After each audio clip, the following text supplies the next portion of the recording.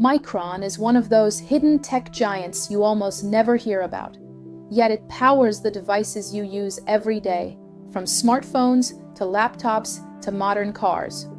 Unlike flashy gadgets, Micron builds memory chips, the invisible backbone of all electronics.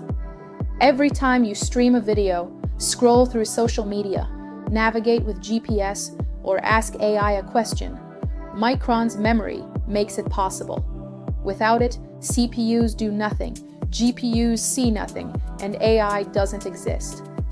Over many years, memory was seen as the boring side of technology, until artificial intelligence changed everything. Micron is an American company that started small, survived brutal industry cycles, and quietly positioned itself at the center of the AI revolution. Welcome back. I'm Hur. Today I'm going to share a clear and powerful story of how Micron was born, how it survived when others failed, rose to global relevance, and ultimately became the technology powerhouse we know today, and why understanding this company could change the way you see technology and the future of AI.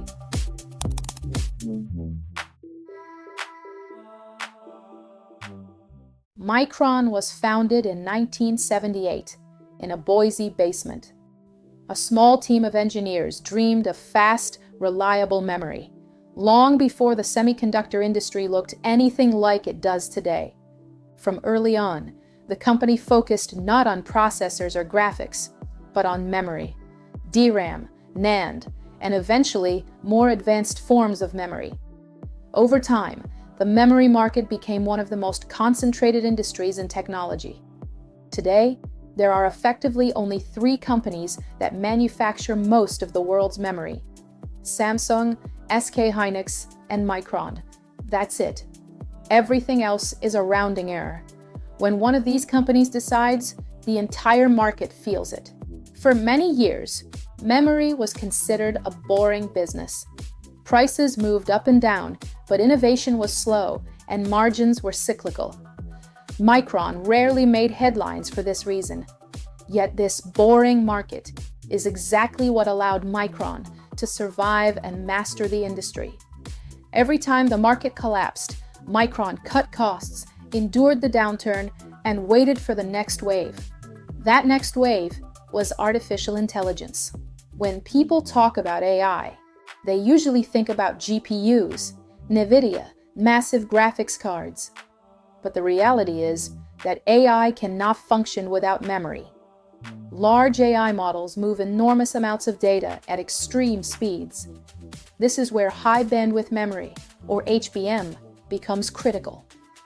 HBM sits directly next to the GPU, offering dramatically higher bandwidth and lower latency. It is complex to manufacture, extremely expensive, and only a few companies in the world can produce it at scale. This is where Micron's transformation happened. Demand for HBM from AI data centers exploded. Almost overnight, Micron went from being a quiet, cyclical memory company to a central pillar of the AI infrastructure. In 2025, Micron's earnings per share increased more than 5-fold. Revenue rose nearly 50%, and the company's stock gained over 170%. For a company long considered dull, this was an extraordinary reversal. But this growth came with a hidden cost, one that consumers felt almost immediately. Micron decided to shut down its consumer-facing business, known as Crucial. For many users, Crucial represented reliable, no-nonsense memory. RAM that came directly from Micron's factories, without heavy branding or artificial pricing. Crucial functioned like a house brand, the same quality, but more accessible pricing. When Micron exited Crucial, one of the few sources of price pressure in the consumer memory market disappeared. The result was immediate. 32GB DDR5 kits that sold for $80 or $90 just months earlier surged past $250. 128GB kits, once affordable for home professionals, approached $1,000. Even low-end memory doubled or tripled in price. SSDs followed the same trend, with many popular models rising 30 to 60% in a short period of time. This is not an accident, and it is not temporary. The memory industry is extremely capital intensive. Building new fabrication plants costs billions of dollars and takes years. When data centers are willing to pay any price to secure supply, manufacturers naturally prioritize them. A home user cannot compete with a trillion-dollar hyperscale buying memory by the truckload. This points to a deeper shift already in motion. The issue isn't just rising component costs, but a change in how computing power itself is accessed. We are moving from a world where powerful personal computers were within reach to one where true computing power is centralized in data centers. Ownership is giving way to rental.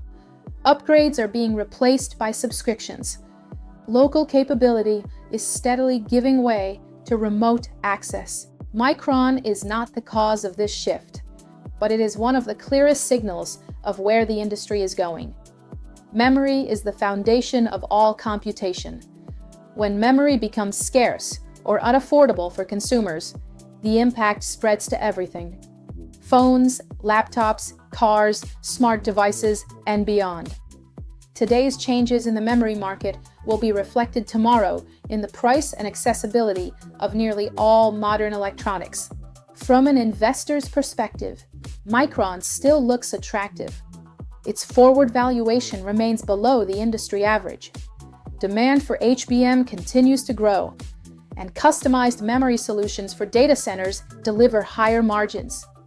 On paper, the strategy makes sense from a consumer perspective. However, the story feels very different.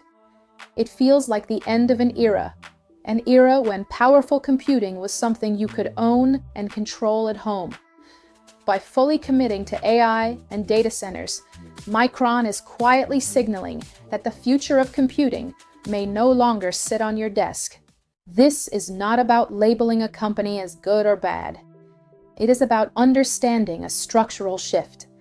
A shift that explains why prices rise suddenly, why choices disappear, and why the future of technology is not just about software or artificial intelligence, but about who controls the hardware, especially memory. If building or upgrading a home system feels harder than it used to, that feeling is not imagined. It is the result of a deep transformation in the industry. Micron is one of the clearest examples of that transformation, and this is likely only the beginning. I'm Hor, and that was a true story from the world we live in. If you enjoyed this video, hit like, subscribe, and tell me in the comments, what do you think is Micron's biggest advantage? Also, what do you think about how the world is changing and how our data is slowly moving out of personal ownership?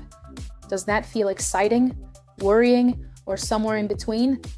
I'd love to hear your thoughts. See you in the next episode.